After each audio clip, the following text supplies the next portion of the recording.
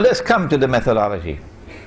The Prophet said, alayhi salatu wasalam, that every prophet warned about Dajjal. And the Prophet Nuh alayhi salam warned about Dajjal. But I'm going to tell you something that no one has ever said before me.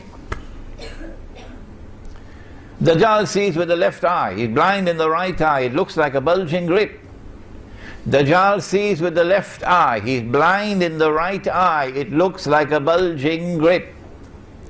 But your Lord is not one-eyed. Between his eyes on his forehead is written the word kafir, kafir, kafir.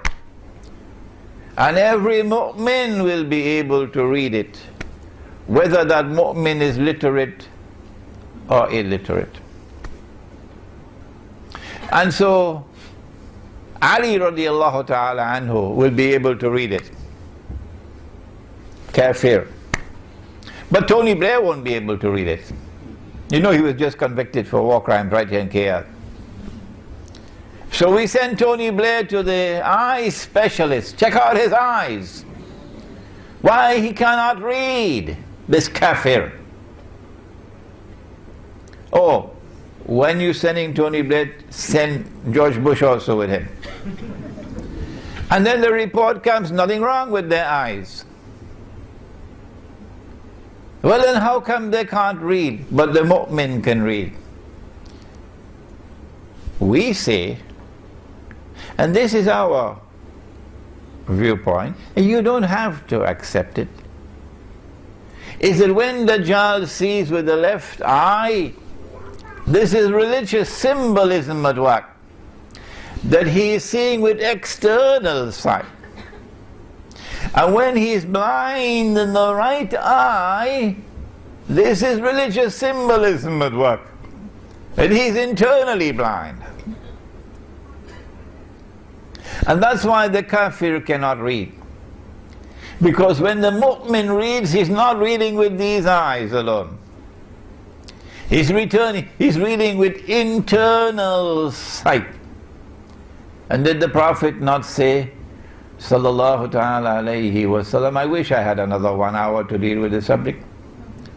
He said, ittaqu firasat al-mu'min fa innahu yanzuru bi nurillah. Fear the firasa. The firasa is that hikmah or that wisdom of the believer, which is intuitive in nature and founded on spirituality. Fear the intuitive, internal, spiritual insight or wisdom of the mu'min, because when he sees with the nur of Allah. And so this hadith is speaking about epistemology and about spirituality. The absolute imperative of pursuing the spiritual quest, so that you'll have internal nur with which to see, and so that you have a chance of walking in the path of Khidr alayhi salam. After all, it is Suratul Kahf of the Quran, which is the surah of Ilmu Akhiru Zaman par excellence. And Khidr alayhi salam is different from the rest because you'll only meet him where? You will meet him at Majma'ul Bahrain. Majma'ul Bahrain, the place where the two oceans meet. Which two oceans? Go to Imam al-Baydawi and his tafsir. The ocean of knowledge externally acquired, the ocean of knowledge internally received.